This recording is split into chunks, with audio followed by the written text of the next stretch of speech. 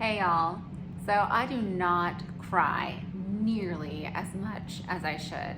I come from a long line of gritty, tough as nails people.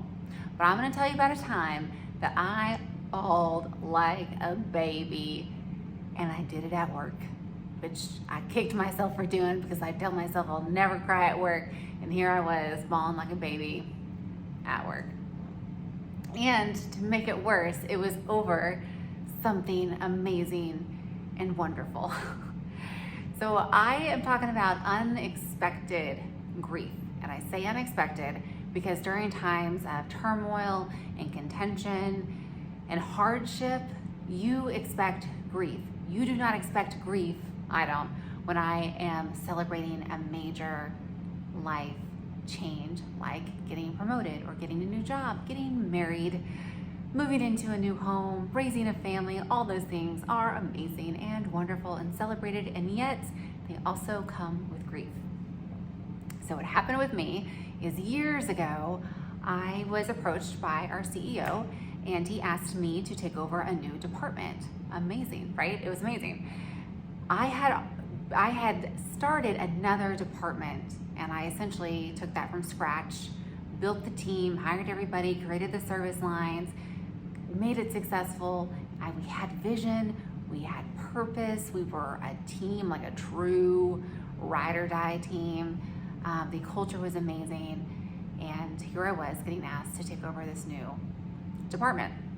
Well, the morning that I accepted this new position, it was right before lunch, and I went downstairs, I walked downstairs, and I got in my car and I drove to the corner of the parking lot, and I had a pity party. I had a pity party. I was so embarrassed and so ashamed because I couldn't talk to anybody about my grief. I was feeling lost because I was giving up this team. And it was the right thing to do, and we were ready for it. We were prepared for it. I had the right person to step into my job. Like it could not have been any easier, any more, just like effortless. All the dominoes were in place, and here I was taking on this new position. It took me to the next level of my career. All these amazing, wonderful things were happening, and here I was bawling in my car, having a pity party for one, and I wouldn't talk to anybody. I wouldn't talk to anybody about it. I was so ashamed. Everyone was saying, congratulations, this is amazing, and it was, and I was overcome with grief. And what that taught me is that grief is very unexpected, it's very sneaky, and it happens even in times of celebration. And it's also taught me as a leader and a manager that within my own team or on my own transitions, it takes time and intention to process through those hard feelings. And you've got to have a support system. I eventually talked to someone and I got through it. I got through that time. There was a lot of meditation and prayer and walking and talking.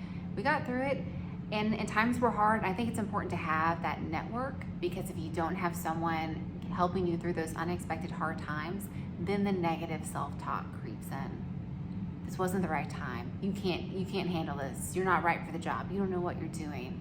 All that self-doubt, all of that starts to creep in. So having that support system is super important, as well as taking the proper time to process through the transition. Things are going to be hard, and that's expected, and that's normal. And I think we should normalize those feelings of grief even during times of celebration.